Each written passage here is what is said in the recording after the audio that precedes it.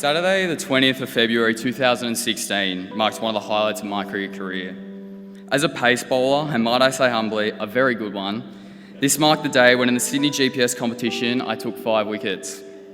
For those of you not familiar with cricket, 5 wickets equates to a century or 100 hard-earned runs with the bat, and is mighty difficult to accomplish.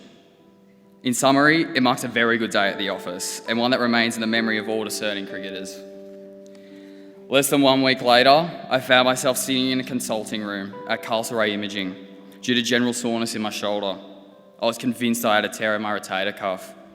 I remember being wedged in the MRI machine for nearly an hour, thinking about my game the next day, oblivious as to why I had been in the machine for so long.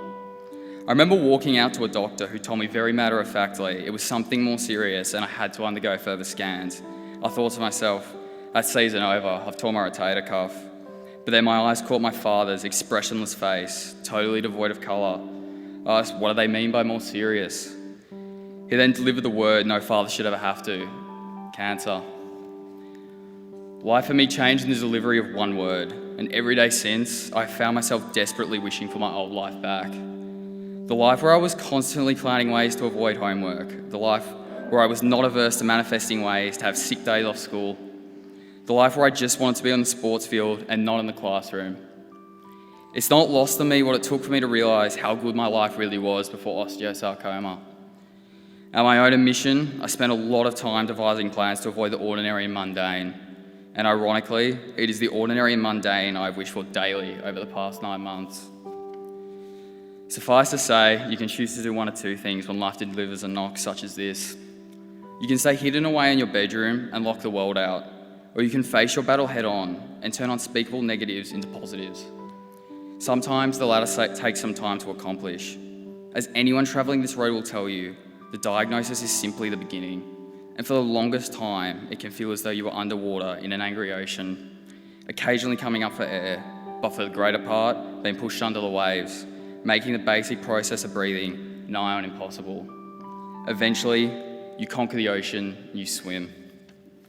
It is at this stage I would like to acknowledge the outstanding medical team at Lifehouse for keeping me afloat when the waters were rough.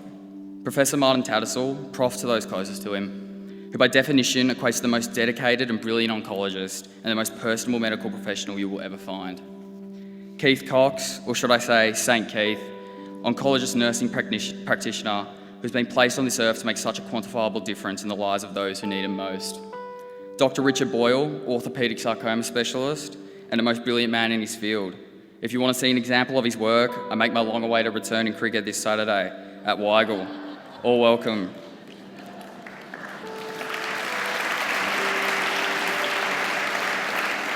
Finally, Dr. Angela Hong, who is somewhat of an enigma because I've never actually met her, yet she continues to do truly outstanding work, not only for me, but in the general field of sarcoma.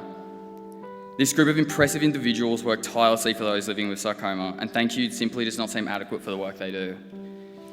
Sadly, the fusion of these brilliant minds alone is not enough.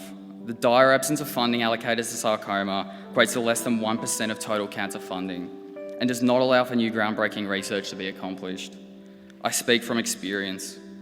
2 weeks ago, I received the news that my osteosarcoma had not completely responded to the 8-month intensive protocol I had recently undertaken, and can be the case, there were cells resistant to the treatment.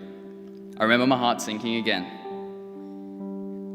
It was time to move on. I planned my life post-cancer, beginning with my HSC year, and more importantly, to a 17-year-old, growing and styling my hair once more. But instead, 2 weeks ago, I began another chemotherapy protocol, which entailed 10 hours a day over 5 long days, with many more to come. One of the issues for sarcoma, as I see it, is a number of cancers have celebrity status, thus providing a platform for fundraising. But for sarcoma, we are predominantly young people who have not yet lived a full life, and the raw facts are, a great number of us never will. We do not have a voice per se. What we do have is a number of amazing medical professionals trying whatever they can to make a difference, many of whom are here tonight, but statistically, more is needed to tip the scales. I've witnessed my medical team trying all options at their disposal to cure my cancer, together with my parents who frequently disguise their anguish, never allowing me to feel overwhelmed, but are forced to spend untold hours sourcing global clinical trials, possible medical breakthroughs, leaving no stone unturned to assist me leading a long and meaningful life. The concepts are there, but the funding simply is not. And as I battle through my second intense chemotherapy regime with no end in sight, I admit to believing so much more can and should be done to facilitate the cutting-edge research that is required, not just for me, but for all who travel this very lonely road. This being said, the fight must continue, and it is those truly generous people, as I scan the room this evening, who have made a profound statement in simply attending this function. On behalf of the greater sarcoma community, I would like to extend the most heartfelt and sincere thanks to each of you for this significant statement of support.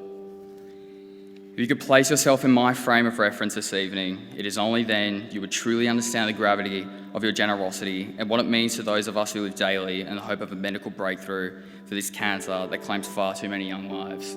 Thank you and good evening.